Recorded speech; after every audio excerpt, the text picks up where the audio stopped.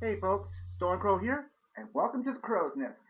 Well, it's July, and for those who play Filsinger Games products, know that this is the time when the latest GWF edition comes out.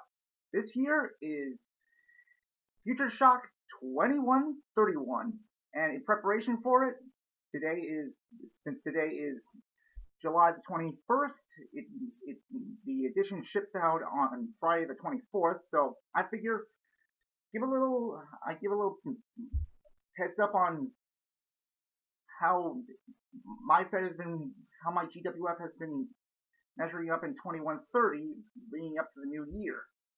Now, let me be clear on what I'm going to be doing. I'm going to be, for each division, I'm tackling the champions, as well as major contenders among the top, middle, and bottom of the rankings. For the women's tag team, I'm doing one per section. For the singles division, since it's so big, I'm going to do two per section. Now, I may go into spoilers, so if you don't want to be, if you haven't gotten this far in the GWF 2130, feel free to click away from this video, and when you're caught up, feel free to come back. I'll give you till the count from 5. After that, we'll continue. 5, 4, 3, 2, 1, 0. Okay? Now that that's cleared up, let's begin. Starting from the women's division, we got the champion Tai Chi. Gotta admit, when she came out for the halfway through 21-29, I was looking forward to following the teaser. I was eager. Women's division at that point had almost gone, since there was only like 3 or 4 women left after a few of them had retired or moved on to other I suppose you can call them independent competition. Tai Chi is a breath of fresh air, especially since she's the first ever Titan female wrestler from Titan. Her agility is amazing, and because of that, her power is kind of below average. But all across the board, her chart ratings are amazing. Among offense and defense, very solid. There's a reason why she's the current champion here. At the top of the contenders for the women, Mistress of Darkness. The only reason that she's doing good is because she's got Coven Black in her corner, and I'll get to him in a while. But obviously, you can tell she's a vampire, and a lot of her moves center around, like, for example, Bite of the Vampire speaks for itself. But her finisher is what helps, primarily because she has to have Coven Black in her corner, and it takes up 2 slots of level 3 offense. So she's held the women's title a few times, but knocked off her perch by Tai Chi. And coming up the middle, Fauna, most recent addition to the roster, part of the Future Shock stable. She's doing okay. She's got her offensive abilities are pretty good. Above average agility, very strong finisher, but I guess she's not suited for competition. More eye candy, I suppose. Coming up the rear, Nova.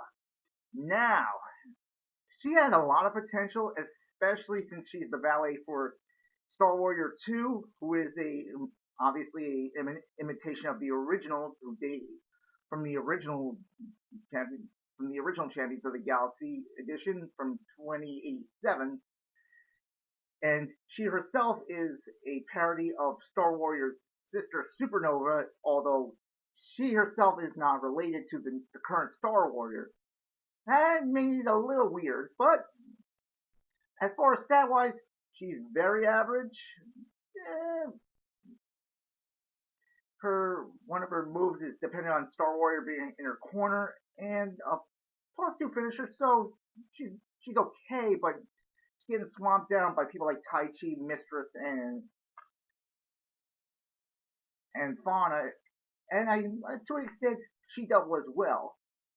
So I'm hoping for better stuff happening to her.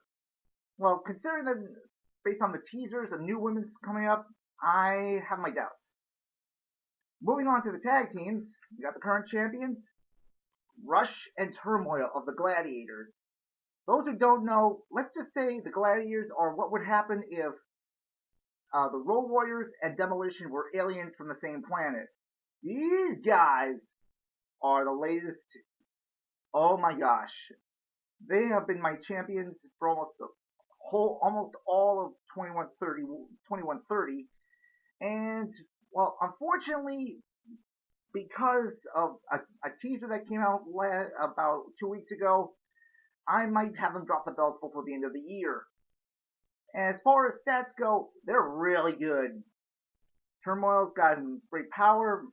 Rush has got awesome speed. Finishers are good. Dominating tag team. Bringing top of the rankings, Splatter and the Co-Destroyer, the Cloak.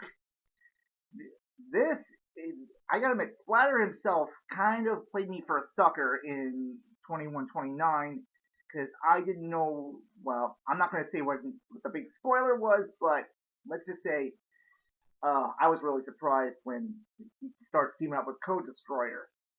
Both are mainly power wrestlers, but their main strength is in their respective finishers. Primarily, well, Co-Destroyer has 2, but one of them is a 0. But his primary finisher, like Splatter's, is disqualification specialized. Focuses on disqualification. However, if they're teamed up as the Cloak and they roll that DQ finisher, they can combine their finishers to double the strength, but the DQ rating skyrockets, which is why I have Magnus Colby in their corner so that he can use his distractor rating to nullify the DQ. I'm hoping to make them champs again to compensate for the fact that immediately after winning the title, they lost it back, since they lost it to someone else. In the middle, we got Dark Forces Spellbound, formerly Black Death Spellbound, comprised of Coven Black and Bilal. Now, the way things are going, I wouldn't be surprised if these guys break up, especially with the way the Animan team is shaping up. I might get to that later. Like I said, Coven Black is a major factor in Mistress Darkness winning her matches, but himself, incredibly agile, good finishers. He could do well in singles, as well as Bilal. He's got great level 2 offense, strong, above average finisher, and very agile and a little slightly above average power. Now, bringing up the rear are the FDF Watchmen, Psy, and Hellsin. Now, again, with teasers for 2131, this team is definitely going to break up. Especially after finding out that Psy himself is getting an update, which is good because his stats are pretty below average. Like, okay agility, below average power. I mean, an interesting special effect that when he's on defense, but nothing great about it right now. Hellsin, it's okay. His defenses are average, I suppose. Power is, offense is good. Very strong finisher. So hopefully he sticks around for the singles division. Now for the big one, singles. Current GWF champion, Harbinger. Oh my gosh, biggest surprise of the year, especially since he's now sided with the Dark Menace, which I suppose helps with how he's been dominating and scored a major upset against the previous champion, and great improvement over his previous card from 21-27. Great offenses are great, finishers are great, just amazing. Current interplanetary champion is Havoc. Now, I'm surprised this guy hasn't become the champion, but let's just say then it worked somehow. Both power and agility are both in the negatives. Agility -3 and power -2. All chart ratings are A. His offense is solid, extremely powerful finisher +4, and for the most part, defenses are great. So I'm hoping he holds onto the belt and hopefully upgrades to becoming the GWF champion. Now, remember when I said that Harbinger scored a major upset against the previous champion? Here he is, Chaos Supreme. Now, he is far better. This is, for those who don't know, this is Chaos from a different timeline compared to the original GWF that we're familiar with, that when he debuted in 2092. This version, he still has the Alpha Stone in 2109, and it doesn't power down like the original Chaos used to. Plus, he still has 3 slots for his finisher, and the slot number 6 on level 3 has a 4 in 11 chance of powering up to a +2 rating. All in all, he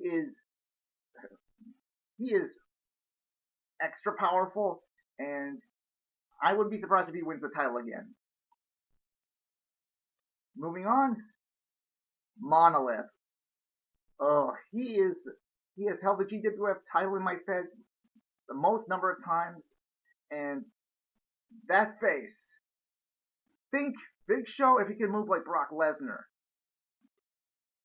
About 402 pounds, 7'1", and he can do a shooting star press as his primary finisher, even though it has a 7 in 11 chance of hitting, and then that's 2 to 8 on a 2d6 roll. 9 to 10, he lands on his feet, goes on level 3 again. 11 to 12, he crashes and opponent rolls level 3. So, slight chance of missing, but not that often. But if he hits his finisher, he's gonna win, provided that no manager interference or distractions. Now this is a doubleheader for the middle, because these guys are a tag team at the moment, but I wouldn't be surprised if they break up this year. Perfect Specimen and Crossfire. Again, he's a good anti-guy to fight feud against the Titans, but I don't see him as a tag wrestler. He's especially with the teamed up with Crossfire. So I won't be surprised if they break up and he goes out on his own. I don't know how, but we'll see. His finisher can upgrade by rolling certain offensive moves on level 3. They can go as high as +5. So very powerful, and much like Havoc, got -3, +2 on respective agility and power. So I'm hoping for good things from this guy. Hopefully he can win the interplanetary title at the very least. Crossfire, those not in the know, the original Crossfire most of us are familiar with, died in 2103 because of Blazing Skull. This one actually survived and drove Blazing Skull out of the GWF. So this alternate Crossfire is pretty good. Much like Perfect Specimen, their win-loss records have been 50-50 at the moment. So I'm hoping that if I keep him exclusive to the singles ranks, he can go far. And now for the bottom two. Payback. Debuted in 2118 and he's still going. Quite frankly, he's getting weighed down in all these overpowered wrestlers. And I'm not wouldn't be surprised if he gets written off into retirement. So, and the fact that he has two at one to both on level 3, which is can bite him in the rear if he ends up on defense. Plus, he's got a finisher that's 50-50 chance of missing. Not much can be said, but he needs to go. Especially in my case, just locked down, I suppose. Oh boy, the one guy in the GWF, my GWF had that couldn't get a win this year, Lethador, the cult favorite. And this is his upgrade from about a year and a half ago, which is a huge improvement over his original 2120 edition. It's not bad. His agility is average, power is below, and offense is pretty good. And defenses for level 1 and 2 are pretty good, and his down instructions on level 3 defense are spread out, and so there's very good chance that he's going to roll those. And he's got a +2 finisher, so he can have a few upsets. I like to think of him as the Santino Marella of the GWF. So wouldn't be surprised if he gets a few upsets here and there. So that's the GWF at tail end of 2129, going into, well, for me it's going into the final month, since considering that a lot of times I end up with champions that going into the new year end up retiring or getting injured and beyond and never coming back. So